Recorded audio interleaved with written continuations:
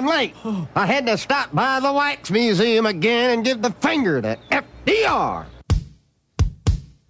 We know Al-Qaeda, Zawahiri, is supporting the opposition in Syria. Are we supporting Al-Qaeda in Syria? Well, it's a proud day for America. And by God, we've kicked Vietnam syndrome once and for all. Thank you very, very much. I say it again, you've been had. You've been took. You've been hoodwinked. These witnesses are trying to simply deny things that just about everybody else accepts as fact. He came, he saw, he died. Well, we ain't killing their army, but we killing them. We be on CNN like, say our name, bitch, say it 3 times. The meeting of the largest armies in the history of the world. Then there's going to be an invasion.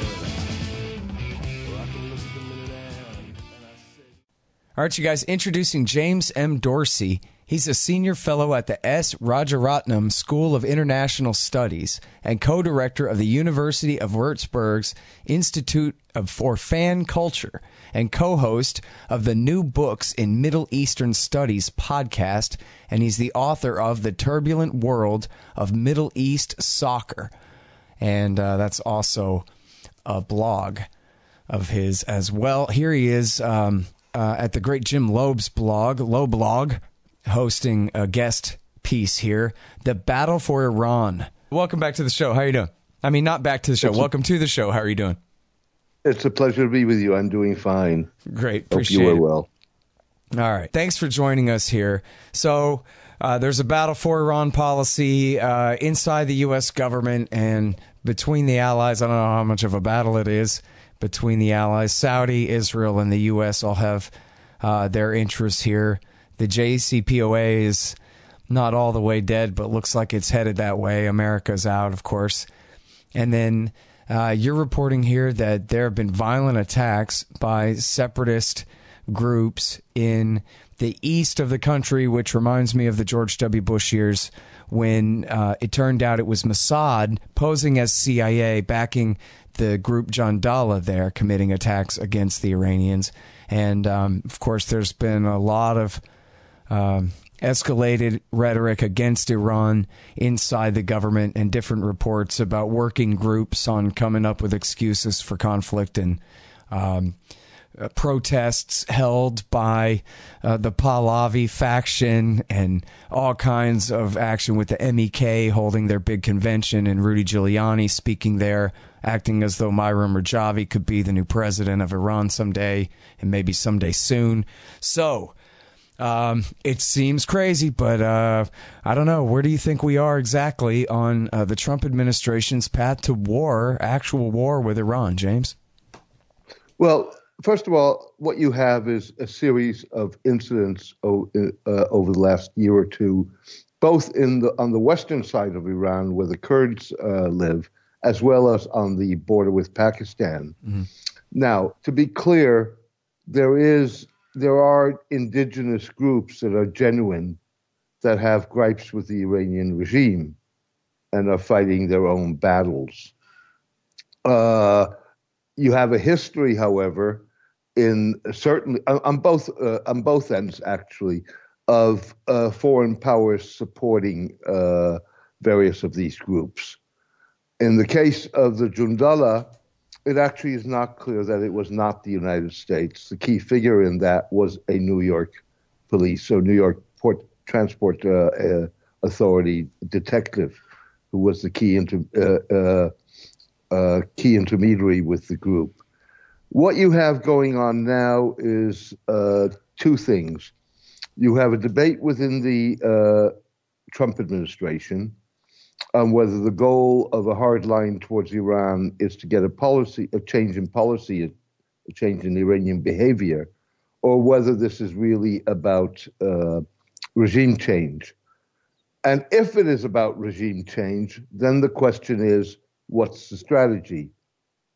Now, up until now, both sides of the debate within the Trump administration maintain that it's about creating pressure, for domestic pressure, particularly through economic and social gripes. And you've had a lot of protests in Iran recently because of the deteriorating economic situation and the mismanagement of the economy, frankly, rather than trying to stir up trouble by furthering ethnic gripes that there are.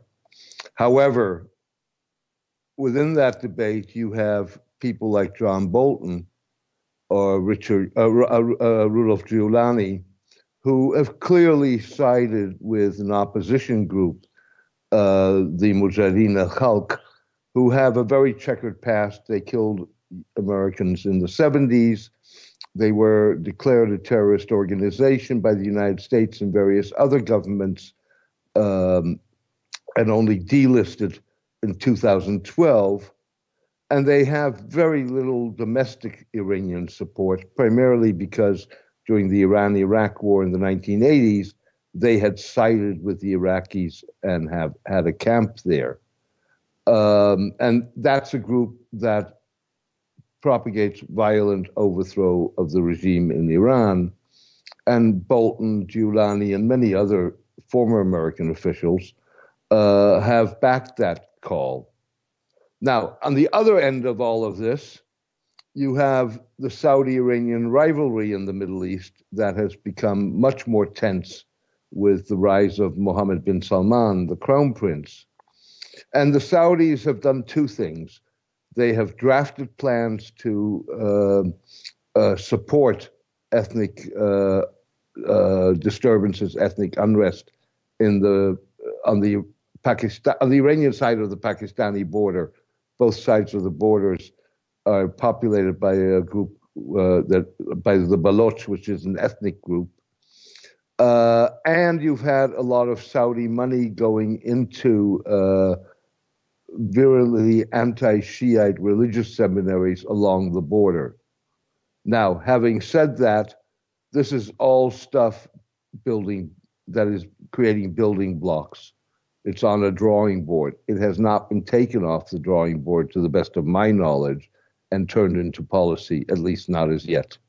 Mm-hmm. Well, it never did make sense, and this wouldn't preclude it from being the policy, but it didn't make sense that they were going to get out of the JCPOA and then they were going to put some really now crippling sanctions on Iran and increase pressure and get a better deal.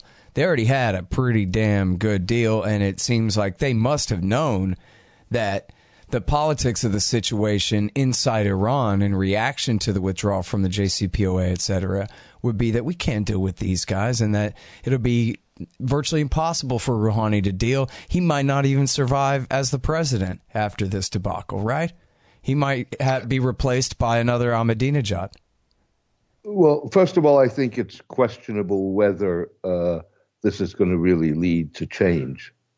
The Iranians have up until now proven that they're not only able to cope, but they've been quite successful regionally in recent years, despite the sanctions. And this goes back to before the lifting of the sanctions in 2015, when the nuclear agreement was signed.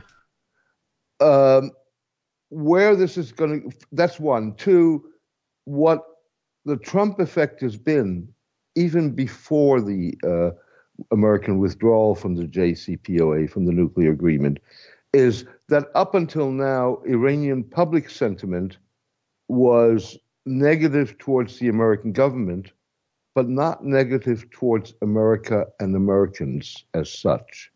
And that has changed. You look at opinion polls now, the mood has turned much more anti-American and not only anti-American government. And that in some ways, of course, solidifies the government. Obviously, Rouhani was the proponent of a nuclear deal, and hardliners within Iran were critical about it. And there's a lot of discussion, or there has been a lot of discussion and speculation of whether Rouhani would survive this. And if he didn't survive, not necessarily, well, some Iranians believe that you could see a military takeover in this case meaning the Revolutionary Guards rather than the traditional military. One of the interesting things I think we've been seeing in recent days is that there is some debate among the more hardline factions within Iran on whether or not they really want to use this as a pretext for a power grab. There's some degree of solidifying of Rouhani's position. The jury is out on this. It hasn't been decided, and it's not clear one way or the other. But what is clear is that the sands are shifting. I guess, the Rouhani faction could argue that Trump really is an aberration here, obviously, from the typical system, and the next president is likely to be more willing to deal if, not go back to the old deal, to do something different than this if they can survive Trump. Well, that's one way of looking at it. The other way of looking at it is that Obama was the aberration. With other words, Obama was the president who reached out. Former presidents didn't really reach out or weren't that serious about it. That's one. The other thing is, yes, you can say Trump is an aberration and he will ultimately be replaced. But, that replacement could be 2 years from now or 6 years from now. And that's a very long period in this kind of battle. Yeah. Well, and so let me ask you this. You sound like you know so much about what's going on here, and this is kind of a side topic. The principle of Socrates, the more you know, the less you know. Yeah. Well, this is a detail, so forget the wisdom on it, but I'm just curious if you know where Prince Bandar is these days and how much power and influence he continues to have inside Saudi Arabia. He's ill. Oh, yeah? He's ill to the best of my knowledge, has been ill for quite some time, and he's not a player in the current regime. I see. So I think it was Bandar that said to Richard Dearlove, the former head of MI6, that we're so sick and tired of the Shia and it's on now. We're going to have this war and nothing can stop it. And kind of his reaction to the calamity of Iraq War II and putting Iran's friends in power in Baghdad there. But anyway, yeah. Does his view there represent the policy of MBS and the rest? Well, first of all, you're right. It was Bandar who said that to the former MI6 director, Dearlove. It does and it doesn't. I think the way to understand this is in theological or ideological terms in Saudi Arabia, anti-Shiite sentiment is very strong. Among the ruling family, those that were more religious may have shared that.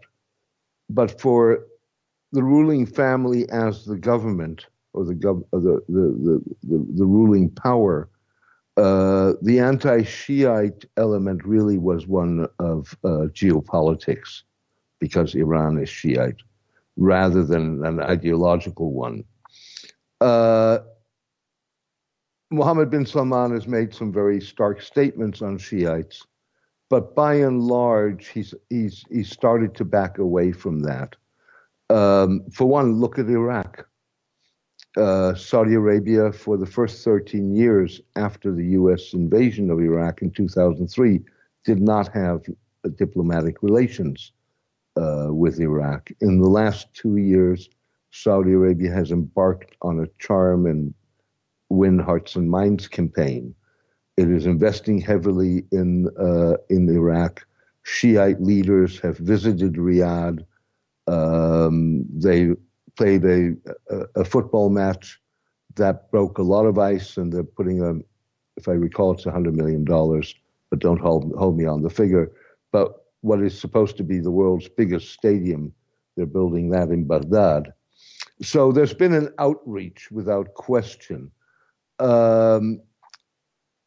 Mohammed bin Salman tried to shape things in Lebanon and failed, and de facto at this moment has accepted that Hezbollah is part of the Lebanese polity.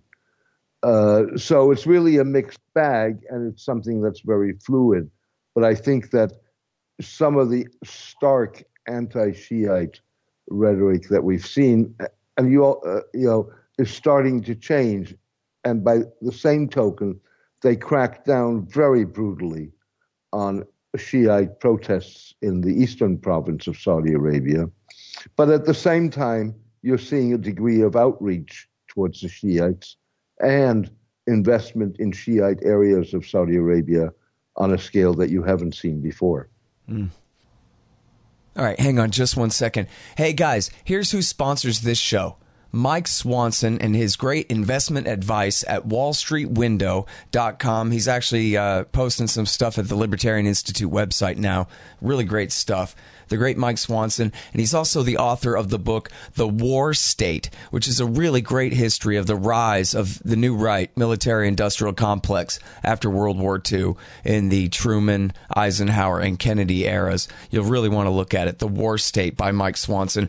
Also, Roberts & Roberts Brokerage, Inc. If you listen to Mike, you'll be buying some metals. You'll want to buy them from Roberts & Roberts. They've been around as long as I've been alive. They've got a great reputation. They take the very smallest premium possible in order to help arrange the very best sales for you at of platinum, palladium, gold, silver, of course, and no premium at all if you buy with Bitcoin. They're at Roberts & Roberts. That's rrbi.co.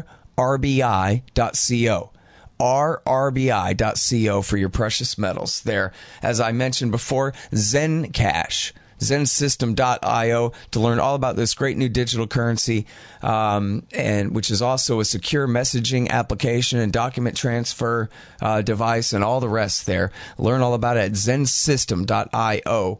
And read the book. It's by Hussein Badakhshani. It's How to Run Your Tech Business Like a Libertarian.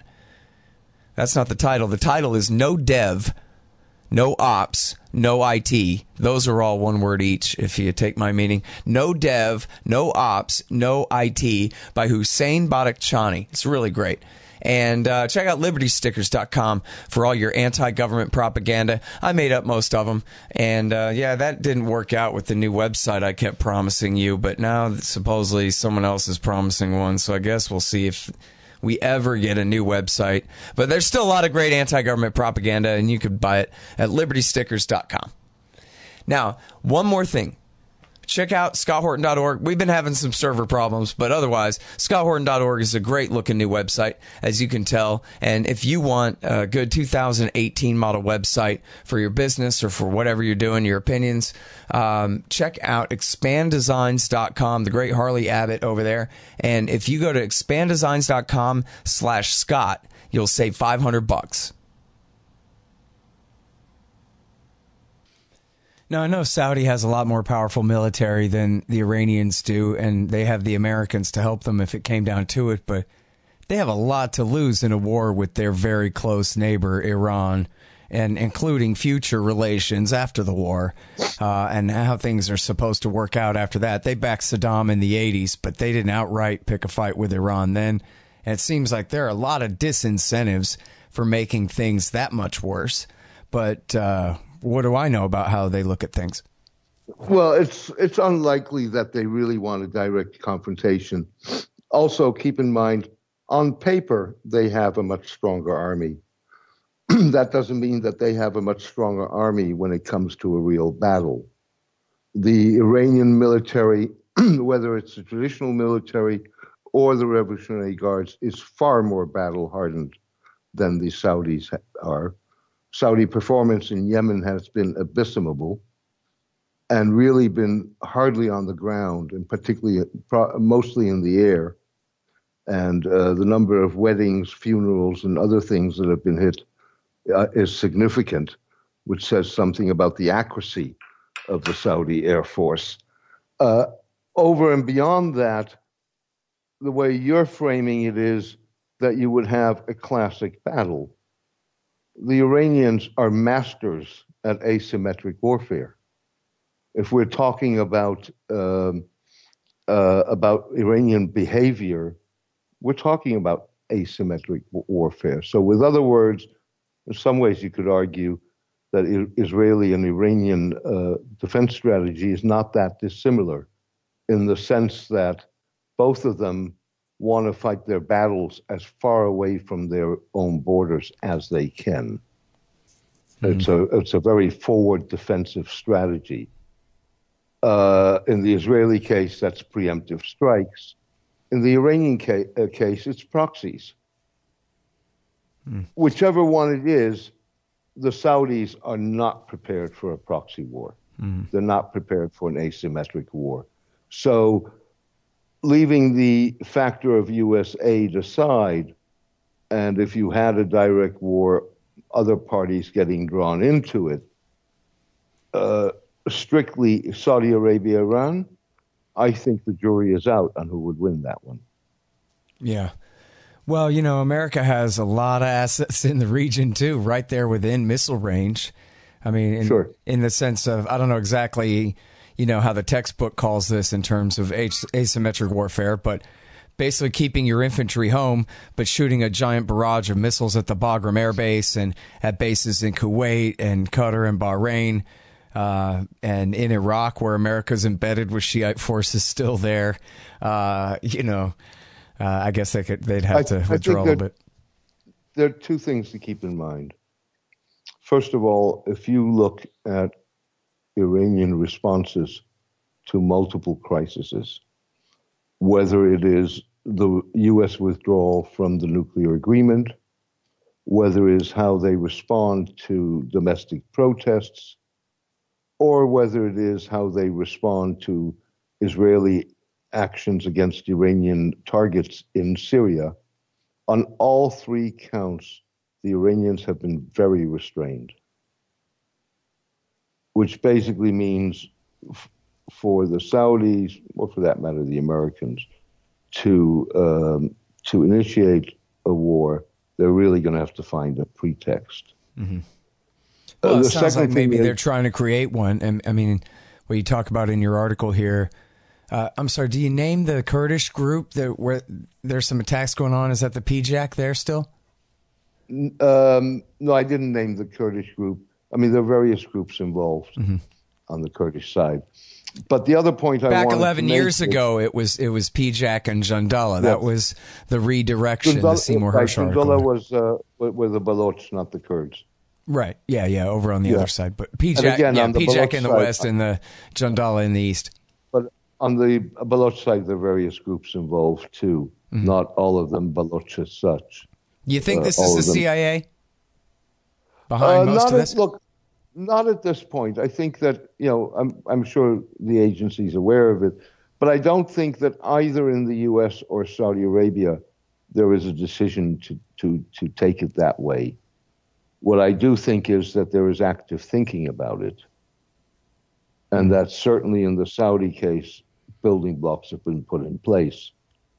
But I don't think that you actually have a decision to turn that into policy. All right. Well, so I can see Rudy Giuliani liking money and that kind of thing. Pretty obvious. Makes sense.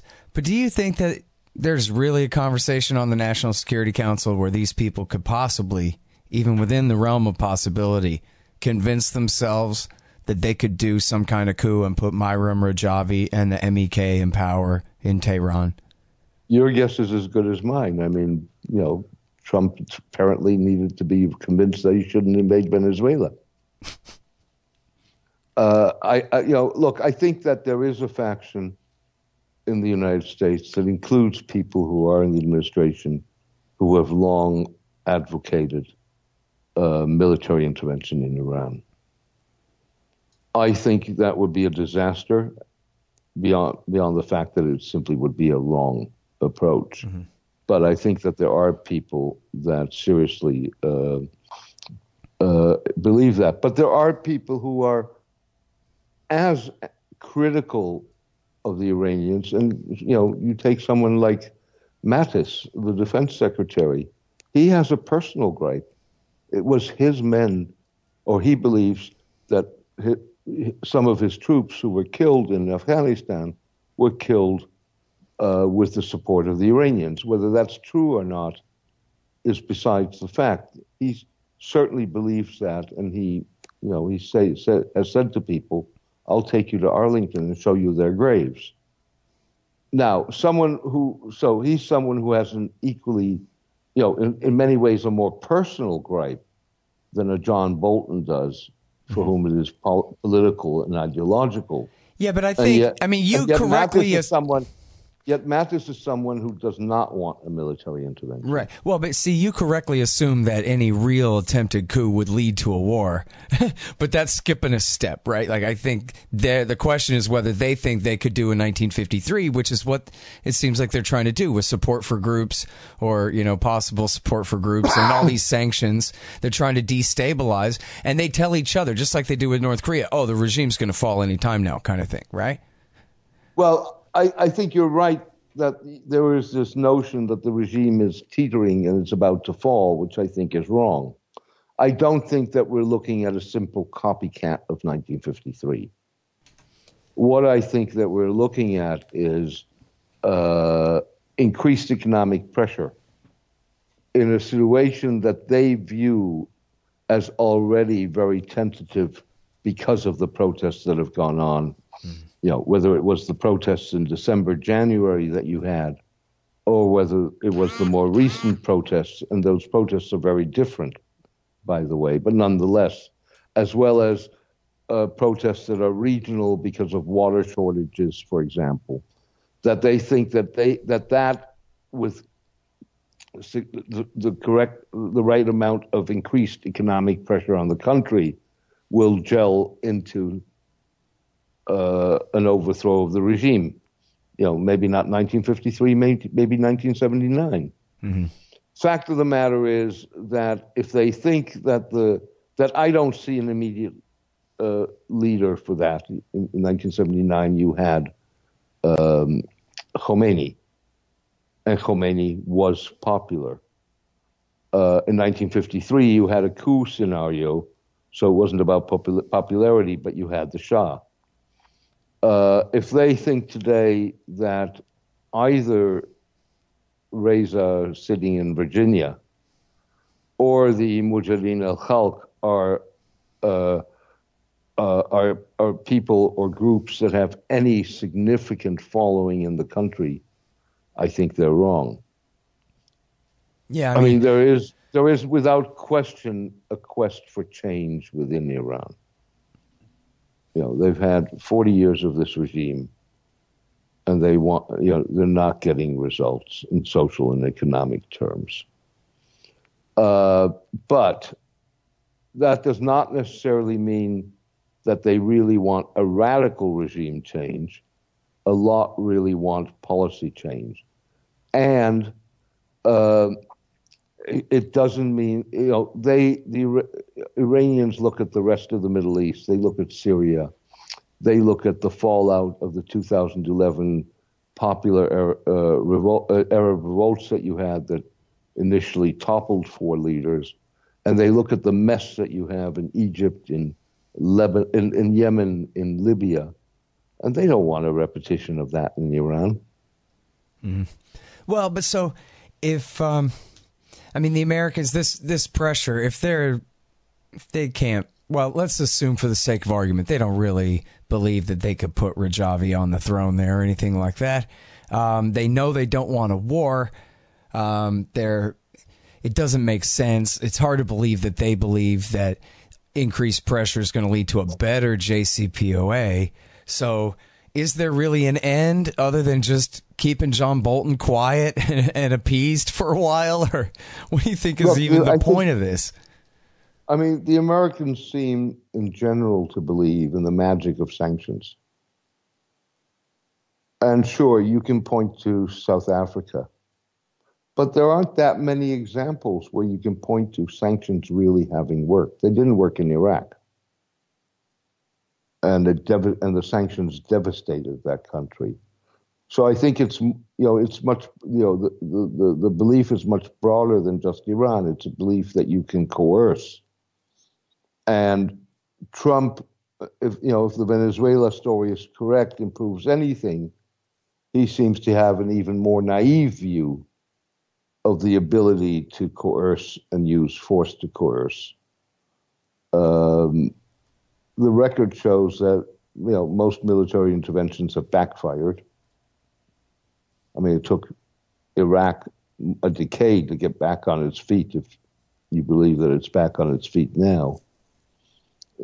Think back of all the sectarian violence that you had, and so on. Mm-hmm. So I think that it's a much more fundamental issue in the United States and the way they view their policy tools that goes far beyond Iran.